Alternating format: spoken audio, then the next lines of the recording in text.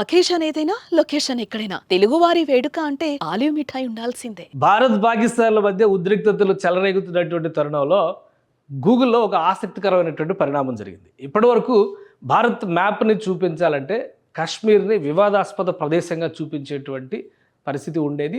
ఈ మ్యాప్‌లే ప్రపంచవ్యాప్తంగా కూడా సర్క్యులేట్ అవుతాయి. కానీ ఉదయం సర్జికల్ స్ట్రైక్స్ తరహాలో మిసైల్ స్ట్రైక్స్ భారతదేశం చేసిన తర్వాత గూగుల్ మ్యాప్స్‌లో కూడా అనూహ్యమైనటువంటి చేంజ్ వచ్చింది. అసలు ఏం చేంజ్ వచ్చిందో ఒకసారి పరిశీలిద్దాం మనం. గూగుల్ మ్యాప్స్‌లో వచ్చినటువంటి చేంజ్ నిజంగా భారతదేశానికి ఆసక్తి రేకెత్తించేటువంటి చేంజ్‌గానే మనం చూడాల్సి ఉంటుంది. ఇది గూగుల్ మ్యాప్స్‌కి సంబంధించినటువంటి పాకిస్తాన్ బార్డర్, అలానే జమ్మూ కాశ్మీర్‌కి సంబంధించినటువంటి మ్యాప్. సహజంగా ఈ మ్యాప్‌ని చూపించేటువంటి క్రమంలో గూగుల్ మ్యాప్స్‌లో వివాదాస్పద ప్రాంతంగా చూపించడం అనేది పరిపాటిగా ఉండేది. గతంలో కూడా ఇండియా ఆక్రమించినటువంటి భారతదేశానికి సంబంధించినటువంటి భూభాగాల ఆక్రమణకి సంబంధించిన ప్రదేశాలన్నీ కూడా వివాదాస్పద ప్రాంతాలుగానే చూపించేది. కాశ్మీర్ను కూడా పూర్తిగా చూపించినటువంటి పరిస్థితి ఎప్పుడూ ఉండేది కాదు. కానీ ఈసారి మాత్రం అనూహ్యంగా ఈ ప్రాంతం మొత్తాన్ని కూడా భారతదేశంలో భూభాగంగా గూగుల్ మ్యాప్స్ చూపిస్తుంది. ఇక్కడ మీరు గమనించవచ్చు, ఇది జమ్మూ కాశ్మీర్ మ్యాప్. ఓవరాల్గా జమ్మూ కాశ్మీర్ ఏ స్వరూపంలో ఉంటుందో సేమ్ ఆ మ్యాప్ మొత్తాన్ని కూడా ఇంక్లూడింగ్ చైనాతో ఉన్నటువంటి వివాదాస్పద ప్రాంతాన్ని కూడా భారతదేశంలో చూపిస్తున్న మ్యాప్ కనిపిస్తుంది.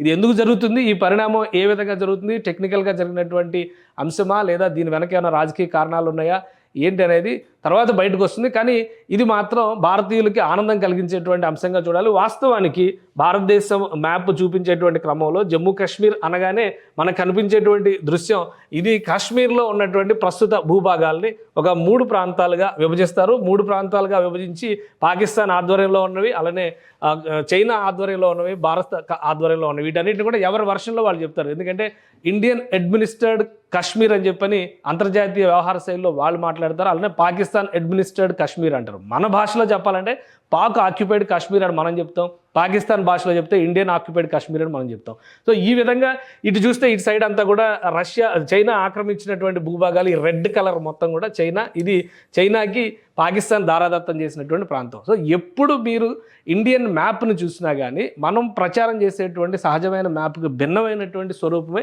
ఇక్కడ కనిపిస్తుంది. ఈ గ్రీన్లో ఉన్నదంతా కూడా పాకిస్తాన్ ఆధ్వర్యంలో ఉన్నటువంటి కాశ్మీర్. అందులో ఈ కింది ఉన్నటువంటి ఈ భాగం మాత్రమే ఆజాద్ కాశ్మీర్ అని చెప్పని అంటారు. ఇది స్వతంత్ర కాశ్మీర్ అనేటువంటి మాట చెప్తారు.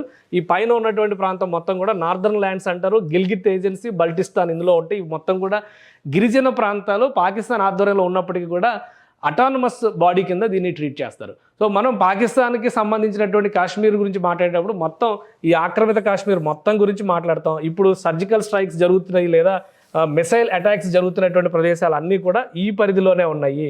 వీటిని కూడా ఒక్కసారి విశ్లేషించేటువంటి ప్రయత్నం చేద్దాం. అలానే భారత భూభాగంలో చూపిస్తున్నటువంటి ప్రాంతాలకి సంబంధించి ముఖ్యంగా జమ్మూ కాశ్మీర్ను పూర్తి స్థాయిలో ఇక్కడ చూపించడం అనేది గూగుల్ మ్యాప్స్లో చూపించడం, ఎందుకంటే ఇది ఒక అంతర్జాతీయ ప్రమాణాలు ఉన్నటువంటి మ్యాప్స్ కాబట్టి దీనిపైన ఆసక్తి ఖచ్చితంగా ఉంటుంది. సో ఈ ప్రాంతంలోనే ఎక్కువగా సర్జికల్ స్ట్రైక్స్ జరగడానికి ప్రధానమైన కారణం ఇక్కడ ఒక పేరు కనిపిస్తుంది మీకు క్లియర్గా చూస్తే కనుక, అబోటాబాద్ అనేటువంటి పేరు కనిపిస్తుంది.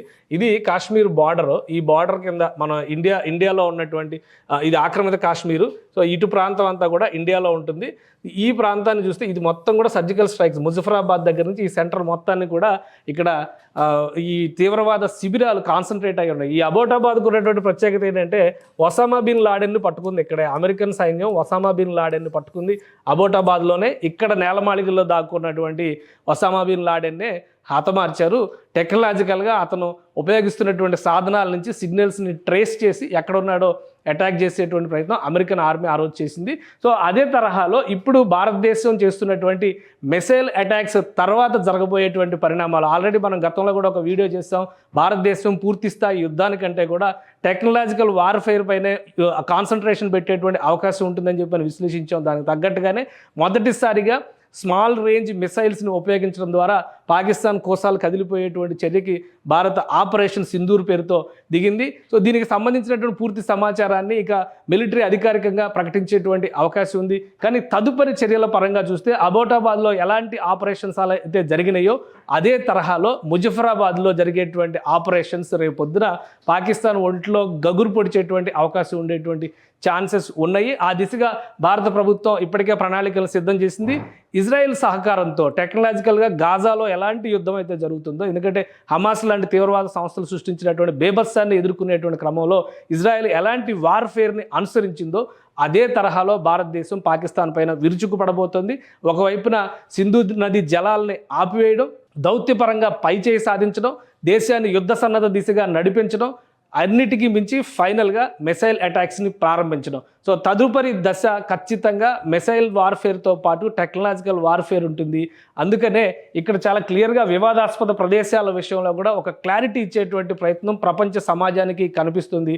గూగుల్ మ్యాప్స్లో జరిగినటువంటి పరిణామం బహుశా రియాలిటీలో భారతదేశంలో జరిగేటువంటి అవకాశాలు కూడా ఉండొచ్చు. ఎందుకంటే POKని భారత్ తిరిగి స్వాధీనం చేసుకుంటుంది అనేటువంటి ప్రచారం పెద్ద ఎత్తున చాలా కాలంగా జరుగుతుంది. కానీ ప్రస్తుత పరిణామాలు కూడా భారత్కి అనుకూలంగా మారుతున్నటువంటి పరిస్థితి ఉంది. పాకిస్తాన్ ఇప్పటికే సిమ్లా ఒప్పందాన్ని రద్దు చేసింది.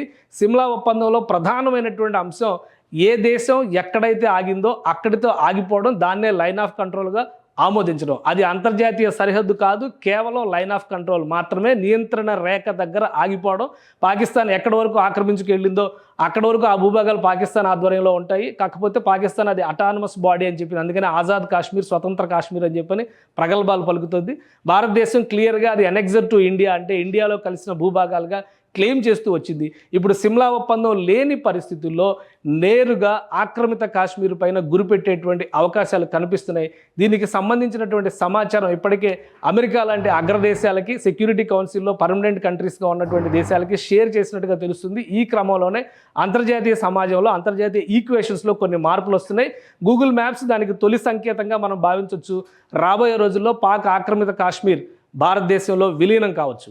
సుమన్ టీవీలో మీ పర్సనల్ అండ్ బిజినెస్ ప్రమోషన్స్ కోసం కింది నెంబర్కి కాంటాక్ట్ చేయండి.